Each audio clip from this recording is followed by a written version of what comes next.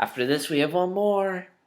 Hey guys, it is J Star Wars 360 here with the episode before the final episode of Season 1 of Agents of S.H.I.E.L.D. This is Ragtag. This is the episode where... I watched this episode and the previous episode on the same day, so they kind of blur in my mind again. Kind of a... might be weakness of the show, but I digress. So, this is the episode where a bunch of things happen. First off, we have a bunch of flashbacks explaining, how Ward met the clairvoyant and why he joined up with him. And then we also have S.H.I.E.L.D. trying to track down the clairvoyant. And the clairvoyant is dying, but if I remember correctly, I'm pretty sure they're able to I think they saved the clairvoyant using the formula they found in Ghost. And sorry if I'm really bad at summarizing this. I saw it yesterday. I should have recorded this then when it was fresh in my mind, but I didn't want to. Never mind, but... let me see if I can remember. Oh, yeah. So, meanwhile, we find out that the clairvoyant is the original Deathlock, and that he's dying, and that he needs the thing they stole from Tahiti to save him. And he gives it to him, and he saves him. And so the team, Agents of S.H.I.E.L.D., they're tracking the bus, which got stolen from them in the previous episode. And they find the bus, but Fitz and Simmons get captured by Ward and jettisoned out of the plane and left to drown in the sea. So yeah, this was a pretty good episode, even if I can't remember exactly what happened.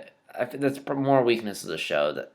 But anyway, so first off, this episode finally did something that I've been wanting it to do for a while.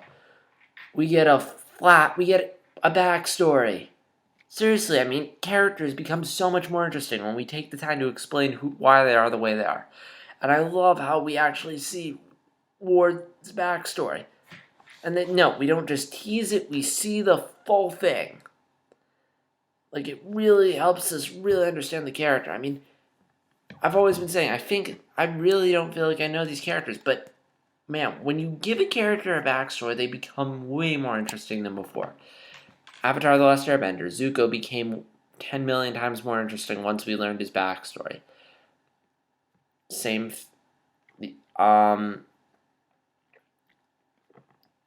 That's probably a really good example. Or Lotso from Toy Story 3. Once you learn his backstory, he becomes way more interesting. Same thing here.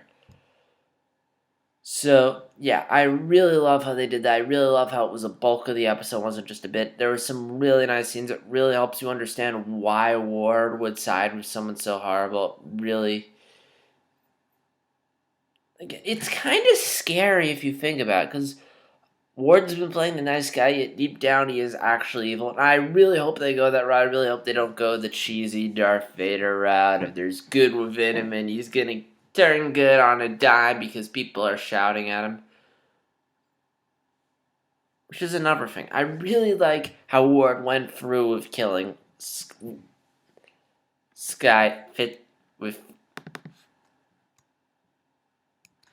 Fitz and Simmons. That was a really great, really powerful scene. I love how he went through that and didn't chicken out or hesitate.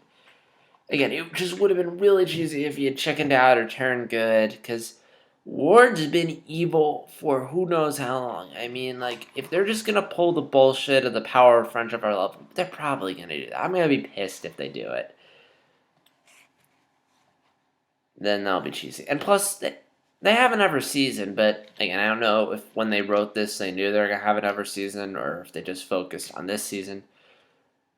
But if not, I'd really like to see Ward's redemption stretched out. I don't want it just to be him turning good and them suddenly forgiving him, because Avatar: The Last Airbender, they did such a good job with Zuko's arc and having him gradually turn good, having the group gradually accept him, and Katara relearning to trust him.